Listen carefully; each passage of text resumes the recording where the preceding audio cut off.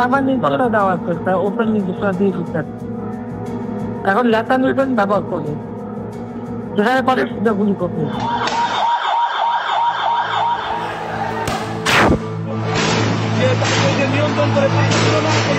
পুলিশও continuously fire করতেছে এক নাগালে। রাস্তায় যতগুলো স্টুডেন্ট ছিল সবগুলো একদম মানে ছিটাগুলি, রাবার বুলেট, টিয়ার শেল, মানে তুমুল হামলা।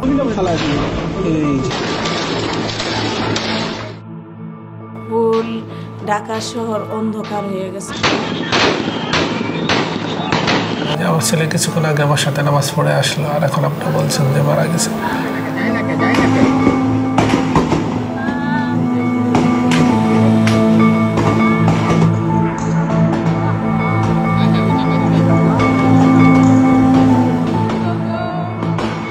সন্ত্রাসী কেউ কিন্তু মানে আপনার হাতে পায়ে গুলি করে, কাউকে বুকে মাথায় গুলি করে মেরে ফেলে। আমাদের সন্তানরা তো কোনো সন্ত্রাসী ছিল না।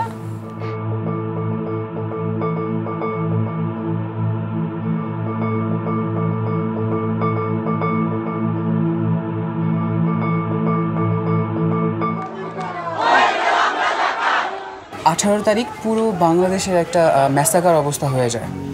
রামপুরা বাড্ডার রোড থেকে আপনার ছাত্রলীগ আর পুলিশ স্টুডেন্টদের উপর অ্যাটাক করে। তো আমিও ঘটনাস্থলেই ছিলাম, তখন পর্যন্ত আমি জানতাম না যে এই জিনিসটা কতটুকু মানে হরেবল হতে পারে। তো আমি যতটুকু দেখলাম যে সামনের সারিতে যে স্টুডেন্টরা ছিল ওরা না দৌড়ায় পেছনের দিকে আসতেছে, ওদের গায়ে ফুল বডিতে ব্লাড, কারো আপনার ঘাড়ে কোপ লাগছে, হাতে কোপ লাগছে, কারো চোখে বুলেট, চোখের মনি বের হয়ে ঝুলতেছে, মানে একদম রক্তাক্ত। আমি কখনো এরকম ব্লাড দেখি নাই।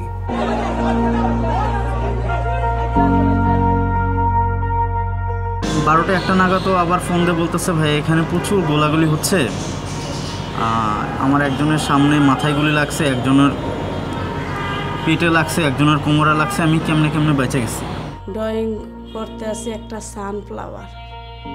সানফ্লাওয়ারটা মোবাইলে সানফ্লাওয়ারটা অর্ধেক এঁকেছে। আঁকার পরে এখান থেকে উঠে ফ্রিজের কাছে যায়, ফ্রিজের ডান্ডাটা খোলে আর বলতেছে আম্মু চিকেন আছে চিকেন। তো আমি বলছি আছে, তো পিৎজা বানাবে, তো বলছি বানাও আছে। তো বলতেছে আম্মু কাপড়টি নিয়ে আসে বারান্দা থেকে। এইটা বলে নাই মা বারান্দা যায়। এটা ওর শেষ লেখা, ও তো আর জানে না, কিন্তু তারপরে ওর একটা ইয়া ছিল যে বাবা মা উঠে গেলে তো আমাকে বের হইতে দিবে না।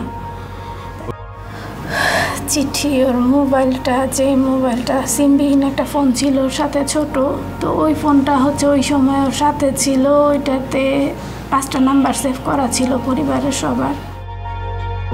হোস্টেল থেকে ওর রুমমেট ফোন দিছে, আপু রাব্বি তো এখান থেকে আন্দোলনে যায়। তো সেটা শোনার পর আমরা নিয়ে আসছি, 17 জুলাই নিয়ে আসছি। 17 জুলাই আসতে রাতে 10টা বাজে নিয়ে আসছি, 18 জুলাই বাসায় ছিলাম, 19 জুলাই আবার গেছে। ছাত্রলীগরা যে স্টুডেন্টদের উপর যে হামলাগুলো করতেছিল সব ছুরি, দা, চাকু, যেগুলো আমরা কোরবানিতে ইউজ করি। যখন 10:30টার দিকে বাসা থেকে বের হচ্ছে, ও হঠাৎ করে পিছন দিক দিয়ে দৌড়ায় দৌড়ে শুনছে আব্বু আব্বু তোমার মিরপুরে কোনো পরিচিত হসপিটাল আছে কিনা। তো আমি বললাম যে না, আমার তো মিরপুরে পরিচিত নেই, তবে বিআইএস হসপিটালে যেখানে তোমার দাদুকে এর আগে ভর্তি করেছিলাম ওটা তো স্বায়ত্তশাসিত, হয়তো ওরা এই আচরণ নাও করতে পারে। তখন সে বলছে না, আমি তোমারে বলি মিরপুর, তুমি আমাকে টেকনিক্যাল দেখাই দাও, যাও তুমি তোমার কাজে যাও, আমরা দেখছি কী করো। এটাই হচ্ছে ওর সাথে আমার শেষ কথা হলো।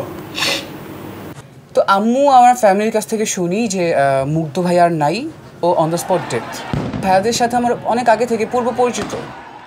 যখন থেকে আবু সাইদ মুগ্ধদের মারা হইল, ও তখন থেকে খুব, ও কি মানে একটা মানবিক মানুষ, প্রত্যেকেই কষ্ট পাইছে। মুগ্ধ ভাইয়ের ওই ছবিটা দেখে আর কান্না করে, কি হয়েছে তোর, এগুলো কি দেখতেছিস তুই বারবার, আমার ভালো লাগতেছে না ছাড়। দেন 19 তারিখ সকালে ঠিক 10টা বা 10:30 নাগাদ দেখলাম উত্তরার যে রাজু কমার্শিয়াল মার্কেট আজমপুরের, ওটার পেছন থেকে ছাত্রলীগ হামলা করতেছে, ঠিক সেম 18 তারিখের মতোই। আমি আবার আমার ছেলেকে 12টার দিকে ফোন দিই যে বাবা তুমি কোথায়, শুনতেছি উত্তরা বিএনএস সেন্টার না, এখানে গন্ডগোল চলতেছে। তখন আমার ছেলে বললো যে আম্মু আমি আসি। নামাজটা পড়ে আমি চলে আসবো। পরে আমরা ভাবলাম যে আচ্ছা আজকের পর হয়তো বা আমাদের সাথে অনেকের দেখা হবে না, বা আমরা ফিল্ডে যারা ছিলাম ওদের সাথে আর ইন ফিউচার দেখা হবে কিনা সন্দেহ। তা আমরা এক কাজ করি, আমরা সব একসাথে নামাজটা পড়ি, জুম্মার নামাজটা আদায় করি। আমি যখন নামাজ দুই পাশে সালাম ফিরে পিছনে তাকাইলাম, তখন দেখি যে ও আমার থেকে 2 কাতার পিছনে আবার উঠে দাঁড়াল।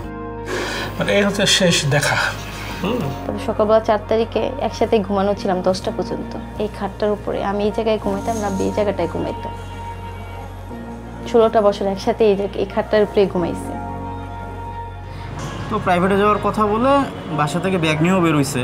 ব্যাগ নিয়ে বের হয়ে বাসার সামনে একটা দোকানে ব্যাগ রেখে বলতেছে যে আম্মা আসলে ব্যাগটা দিয়ে দিয়েন, আমি আন্দোলনে গেলাম। তো এই কথা বলেও 5 তারিখ প্রথম যাই। আমি 1 ঘন্টার মধ্যে বাসায় চলে আসছি, মানে যাওয়া আসা পড়ানো নিয়ে 1 ঘন্টার মধ্যে আমি বাসায় এসে দেখেও নাই। এত ফোন দিয়ে ফোন রিসিভ করে না। এখন যে শুনতে পারি বাংলা মোটর, তখন ফোন রিসিভ করার মতন অবস্থা ছিল না। আমি হয়তো ভাবলাম যত নামাজে গেছে মসজিদের ভিতরে, হয়তো মোবাইল বন্ধ করে হয়তো নামাজ পড়তেছে। তখন মেয়ে বলছে যে না আমো তুমি করে দেখো, ফোন দিয়ে দেখো। আমি অনেকবার ট্রাই করছি, মোবাইল বন্ধ। ও সারাটা দিন বাসায় একবারও ফোন দেয়নি। বাসায় এক ফ্রেন্ডকে ফোন দিয়ে বলতেছিল যে ভাই আম্মাকে জানাই দিও যে আমি সেফ আছি, সমস্যা নেই। যখন মসজিদ থেকে বের হচ্ছে তখন 2টা বাজে। তাই আমি নর্মালি সাইলেন্ট করে রাখি। যখন ফোন ওপেন করছি তখন দেখছি ওর আম্মার 2টা মিস কল উঠে আছে। আমি সঙ্গে সঙ্গে ফোন দিয়ে বলতেছি যে তুমি ফোন দিচ্ছ কেন, আমরা তো নামাজে আসছি। তুমি তো জানোই। তুই বলছে না তোমার ছেলে নামাজে যাওয়ার সময় বলে গেছে যে সে তার বন্ধুদের দেখতে যাবে। এখন মসজিদ থেকে সবাই বের হবে, এখন তো গুলি না করলেও পারে, তাদের কিসের এত তাড়না।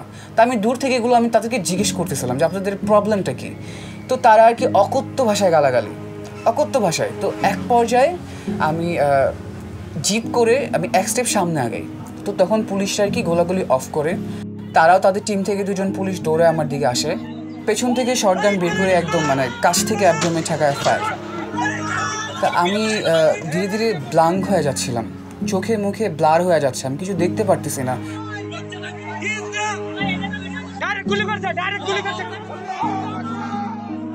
বাসায় আসলাম, এসে দেখি যে আমার মোবাইলে 50টা মিস কল উঠে রয়েছে। যেই মোবাইলটা হাতে নিচ্ছি তখনই সাথে সাথেই হসপিটাল থেকে, আধুনিক হসপিটাল থেকে আমাকে ফোন দেওয়া হলো।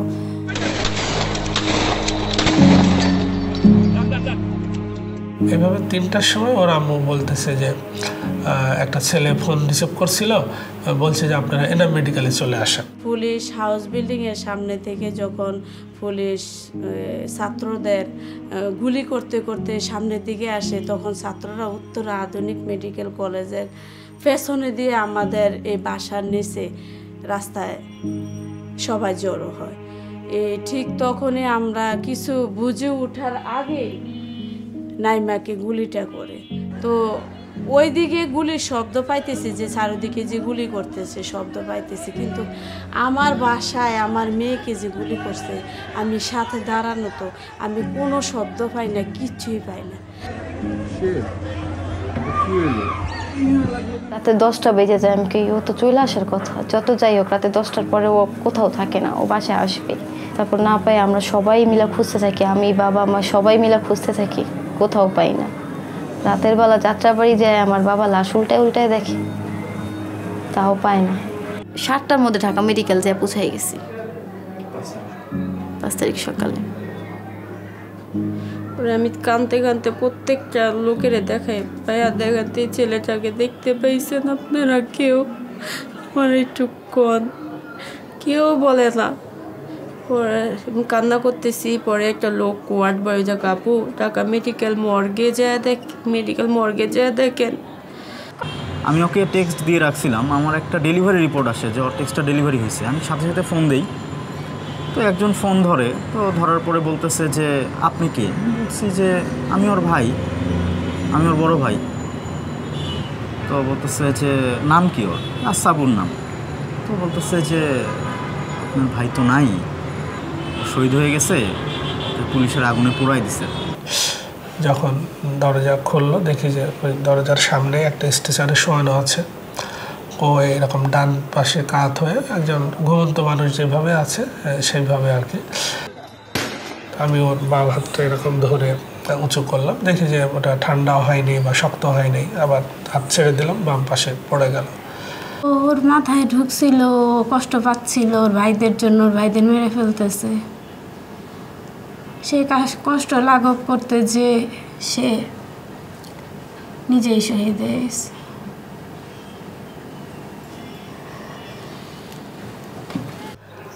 আমার ছেলেকে এখানে রেখে লাভ কি? আমি বাসায় নিয়ে যাবো। অনেকগুলো ছবি ছোট ছোট ছোট ছোট কাট করে রাখা একটা মোবাইলের ফ্রেমের ভিতর, ওয়ার ভিতরে দিয়ে আমার বান্ধবী পইরা রয়েছে রক্তাক্ত অবস্থায়। পরে যে যখন বললো যে আপনার লং মার্চ টু ঢাকা ডাক দিল, তখন ও আমার পরিবারের একজন হয়ে চলে এসেছে। আমরা মেয়েরা যেরকম টিপ পরি না, আমার মনে হয় কি আমার ভাইটার কপালে একটা টিপ পরায় রাখছে, ছোট্ট এত একটা ছিদ্র হয়ে রয়েছে, কিন্তু পিছে আমার ভাইয়ের কিচ্ছু ছিল না। ছেলেরা যখন মারা যায় তখন তো টুপি পরায়, আমার রাব্বির এক্সট্রা এক গজ কাপড় মাথার ভিতরে ঢুকাই দিতে হয়েছে। যে 6 জন ছিল, একজন জীবিতও ছিল, একটা জীবিত মানুষকে আগুনে পোড়ায় মারছে। আমরা ঢাকা মেডিকেলতে বাইক করে 2 বোন রাব্বিকে নিয়ে কাঁধে নিয়ে মিছিল করছে আমার ভাইয়ের বিচারের জন্য।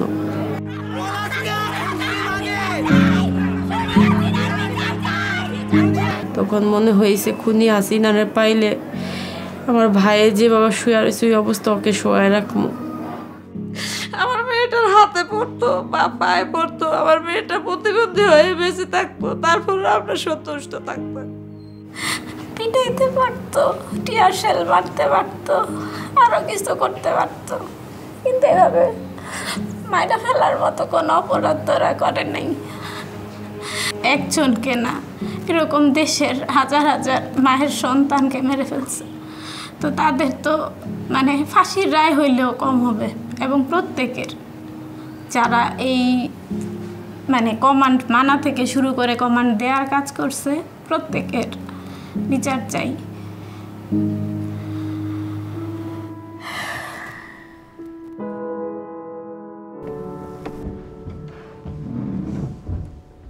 এখানে এই মামলায় চাঁদখাটপুরের 6 জনকে হত্যা করার ঘটনায় দায় করা হয়েছে। মোট আসামি 8 জন, তার মধ্যে 4 জন পলাতক আছেন, 4 জন উপস্থিত আছেন।